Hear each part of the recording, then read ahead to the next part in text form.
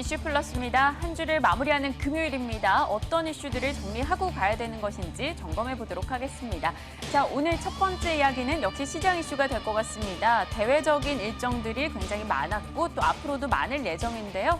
그와 관련해서 좀 정리를 해보도록 하겠고요. 두 번째 이야기는 OLED 쪽 이야기가 되겠습니다. 오늘 LG 디스플레이가 급락하고 있죠. 어떤 소식이 있었는지 그리고 그와 관련해서 업계가 어떻게 변화가 될 것인지에 대해서 언급해 보도록 하겠습니다.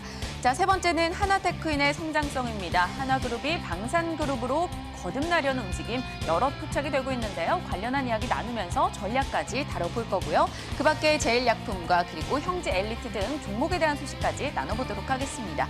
자, 첫 번째 이야기는 시장 이야기가 될 것 같습니다. 오늘 시장 자체로만 놓고 봤을 때는 좀 조용하다라는 표현이 맞을 것 같죠. 코스피, 코스닥 모두 다 강보합, 약보합권에서 보합권의 움직임을 보여주고 있습니다. 자, 이런 시기를 틈타서 대외적인 일정과 변수들 정리 한번 해보도록 하겠습니다.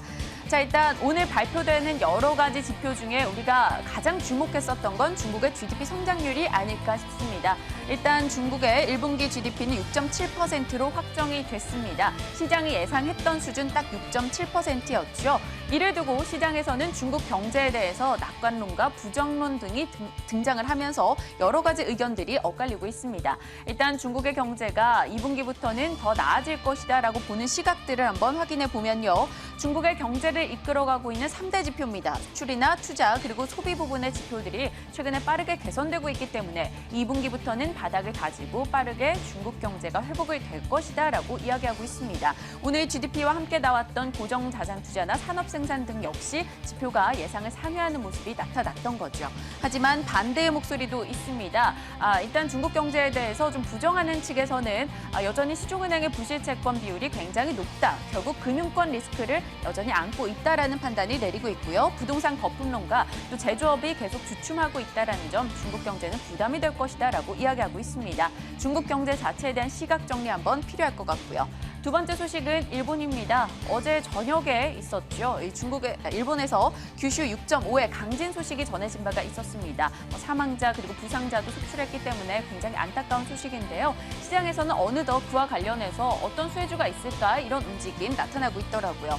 일단 시장 전문가들은 한국 증시 자체에 미치는 영향은 거의 없을 것으로 판단을 하고 있습니다. 하지만 일부 종목에 대해서는 몇 가지 이야기가 나오고 있는 상황이죠.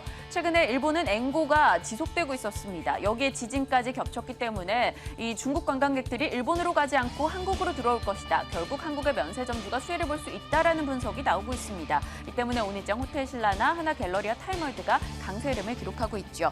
또 하나는 일본 고객의 비중이 좀 높은 한국의 카지노 업체들이 주가가 약세를 기록하고 있습니다. 일단 파라다이스, GKL 모두 내림세를 나타내고 있는데요. 관련한 영향은 제한적일 것이다라고 많이들 전망을 하고 있으니까요. 주의하시면서 살펴보시길 바랄게요. 자, 이게 바로 오늘까지 나온 이야기들이고요. 다음 주 일정도 저희 주목할 게 있어서 점검해 보도록 하겠습니다. 다음 주는 또 금리 결정과 관련한 이야기들 많을 것 같은데요. 일단 4월 19일 화요일로 예정이 되어 있습니다. 금융통화위원회, 바로 한국은행이 금리 결정을 할 텐데요. 이번에는 동결과 인하 조금 반반의 의견으로 섞이고 있습니다만 조금 더 우세한 쪽이 바로 동결 쪽이 되고 있습니다. 채권시장 전문가 17명 중에 10명은 동결로 예상을 하고 있고요. 나머지 7명은 25bp 정도 금리를 낮출 수 있다라고 이야기하고 있습니다. 동결 쪽이 조금 더 우세한 이유로는 최근 들어 발표되고 있는 경제 지표가 조금 개선세를 보이고 있다라는 것이고요. 하지만 대다수가 동일하게 이야기하는 것은 이번에는 동결을 한다고 하더라도 상반기 안에 한국은행은 금리를 한 번 더 낮출 것이다라고 이야기를 하고 있습니다. 그 이유로는 잠재 성장률 하락이 생각보다 가파르게 진행이 되고 있다라고 하네요. 어떤 결정이 나올 것인지 화요일 날 꼭 체크가 필요할 것 같고요. 자, 그리고 목요일 저녁이면 저희가 알게 되겠죠. 22의 통화정책회의입니다.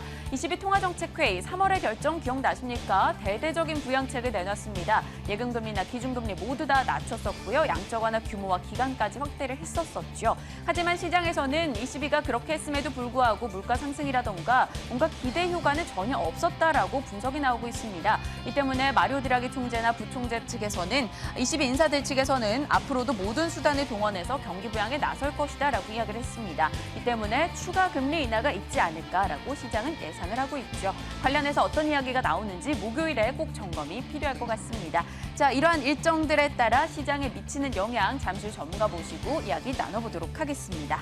자, 두 번째 이슈로 넘어가 보도록 할게요. 오늘 OLED 관련한 이야기 전해지고 있는데요. LG 디스플레이 주가가 급락합니다. 그동안 믿었었던 동아줄 애플과의 계약이 깨어지는 건데요. 바로 애플이 삼성 디스플레이와 함께 OLED 패널 관련한 공급 계약을 체결했다라는 소식이 전해지면서 많은 변화가 감지되고 있습니다. 이 이슈가 생각보다 시사하는 점이 많다라고 하는데요. 관련한 내용 한번 살펴보도록 하겠습니다. 삼성 디스플레이가 내년 하반기에 출시되는 애플의 새로운 아이폰 신작에 OLED를 공급하는 계약을 체결했다라는 소식이 전해졌습니다. 그 규모로만 봤을 때 연간 3조 원 정도 규모가 된다라고 하고요.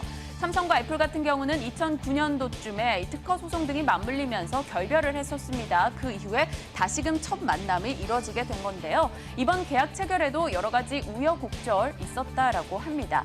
일단 삼성 디스플레이는 생산해내는 모든 것을 삼성 측에 납품을 하고 있습니다. 그래서 애플과 새롭게 공급 계약을 맺으려면 새로운 생산 라인을 만들었어야 하는 거죠. 근데 삼성 디스플레이 측에서는 삼성에게 납품하는 그 생산 라인을 증설해서 거기서 납품을 하면 되겠다라고 생각을 했었대요.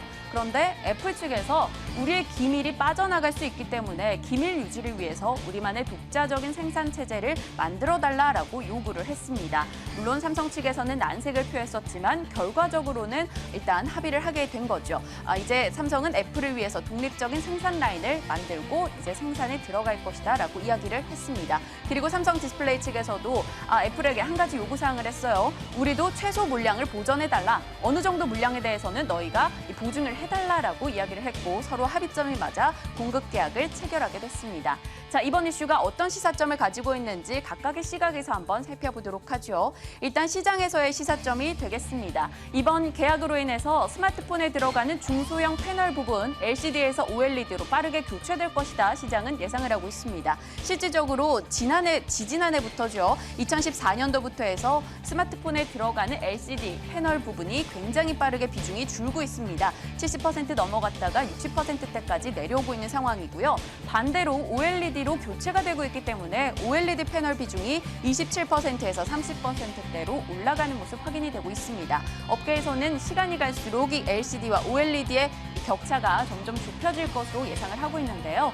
그 이유로는 OLED에 대한 공급 과잉이 지속적으로 나타나고 있기 때문에 OLED 가격이 떨어지고 있고 결국 그 영향으로 인해 OLED로 교체되는 속도가 좀 더 빨라질 것이다라고 이야기하고 있습니다. 자, 그렇다면 애플에서의 시사점은 어떤 게 있을까요? 내년이면 아이폰이 10주년을 맞이하게 된다고 합니다. 이 아이폰의 10주년을 맞이해서 애플이 하드웨어 부분에서 많은 변화를 보일 것으로 시장은 예상을 하고 있습니다.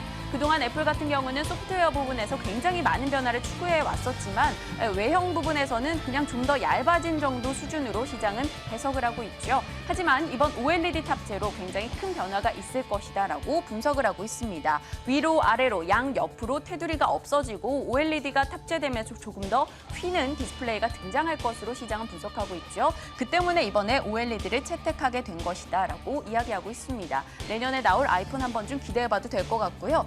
자, 그렇다면 여기서 중요한 건 애플이 왜 기존의 계약을 이어나갔던 LG 디스플레이가 아니라 삼성 디스플레이를 선택한 걸까요? 이 중소형 패널 부분, OLED 패널 부분에서는 삼성 디스플레이의 점유율이 압도적이기 때문입니다. LG 디스플레이는 한 3위 정도고요. 1위가 바로 삼성 디스플레이라고 해요. 대형 OLED 패널 부분에서는 LG 디스플레이가 조금 더 강하지만 이 스마트폰에 들어가는 패널에서는 삼성이 우세하다라는 겁니다. 시장 점유율만 놓고 봤을 때도 99.1%를 차지하고 있죠. 이 때문에 애플은 삼성 디스플레이와 다시 한번 손을 잡게 된 겁니다. 자, 그럼 LG 디스플레이의 타격에 대해서도 생각을 해봐야겠죠. 일단 지난해만 놓고 봤을 때 애플향 매출 비중 LG 디스플레이에서 무려 35% 정도에 달했다라고 합니다. 이 부분이 조금 타격을 받게 된다면 앞으로 주가에는 악영향을 미칠 수밖에 없다라는 분석이 나오는 거죠. 그 때문에 오늘장 LG 디스플레이 역시 주가가 하락하는 모습 포착되고 있습니다. 자, 이러한 이야기들 속에서 LG 디스플레이 주가는 내림세를 기록하고 있지만 OLED 부분에서 조금 더 빠른 변화가 감지되고 있기 때문에 오늘장 OLED 장비주는 또 올라서고 있습니다. 어떤 종목이 조금 더 우세할 것인지 시장에서 유망주 한번 찾아보도록 하겠습니다. 자, 세 번째 이슈 넘어가 보겠습니다. 하나테크인 이야기 빼놓을 수가 없네요. 상승률은 굉장히 좋습니다. 하지만 새로울 것 없는 이슈죠. 지난해부터 하나테크인의 강세는 꾸준하게 이어져 왔었습니다. 얼마 전이었습니다. 한화그룹이 이제는 방위그룹으로, 방위산업그룹으로 거듭날 것이다. 여러 가지 이야기를 한번 해드린 바가 있었는데요. 오늘 다시 한번 살짝 정리해 보도록 하겠습니다. 자세히 보시죠. 자, 앞으로는 전쟁의 형태가 과거와는 많이 달라질 것으로 보이죠. 과거에는 총과 칼을 겨누면서 싸웠다면 이제 앞으로 그리고 지금도 조금 영역이 확대되고 있습니다. 정보를 통한 싸움이라던가 사이버 테러라던가 혹은 미사일, 유도 무기를 이용한 싸움이 좀 더 확대되고 있는 상황이죠. 이 전쟁 공간이 넓혀지다 보니까 유도 무기 산업이 굉장히 중요해지고 그와 관련해서 시장의 모멘텀이 바뀌고 있다라는 분석이 나옵니다.